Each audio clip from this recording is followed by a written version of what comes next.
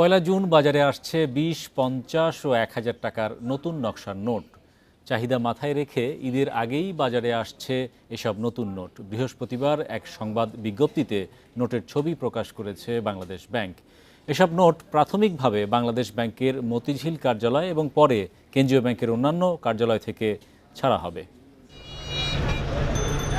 ঈদ এলেই চাহিদা বাড়ে নতুন নোটের। চলতি বছর ঈদুল ফিতরে বিভিন্ন জটিলতায় নতুন নোট ছাড়েনি বাংলাদেশ ব্যাংক। তাই এবার চাহিদা মাথায় রেখে আসছে কোরবানি ঈদের আগেই বাজারে আসছে নতুন নকশার ৩টি note. Governor doctor Ahsan H Mansur স্বাক্ষরিত নতুন নকশা ও সিরিজের ১,০০০, ৫০ ও ২০ টাকা মূল্যমানের ব্যাংক নোট আগামী ১ জুন থেকে বাজারে ছাড়া হবে। ২০ টাকার নোটে ৫ ধরনের, ৫০ টাকায় ৮ ধরনের এবং ১,০০০ টাকার নোটে ১৩ ধরনের নিরাপত্তা বৈশিষ্ট্য রয়েছে।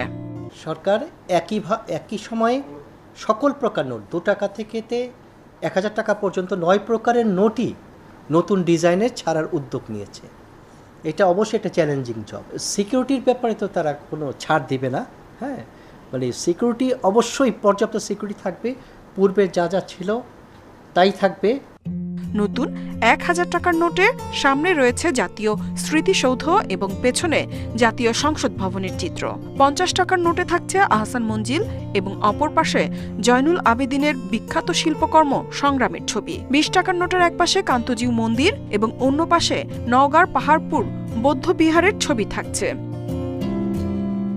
নোটগুলো প্রাথমিকভাবে বাংলাদেশ ব্যাংকের মতিঝিল অফিস থেকে ও পরে বাংলাদেশ ব্যাংকের অন্যান্য অফিস থেকে ইস্যু করা হবে।